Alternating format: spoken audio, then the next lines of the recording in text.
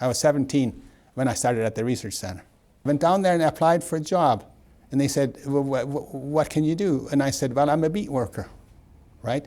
And they said, well, you know, we have a program, a tomato breeding program, that had acres and acres of tomato plants that needed weeding. Perfect, you know, this guy knew how to hoe. And that was my first job at the research center in horticulture. And then they stuck me into the greenhouse, plant breeding. Well, then, you know, the eyes opened up. Here's something different, right?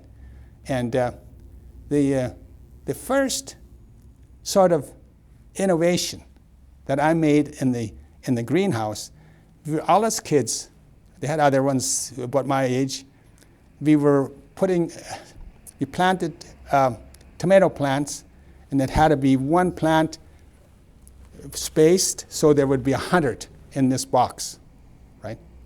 So the kids would go along and they had a stick, and then some of the guys would have 80 in there, and some of the guys would have 75, and the rows would be crooked. So I said, you know, there's got to be a better way. So I laid out a board, went to the carpenter shop, and put pegs.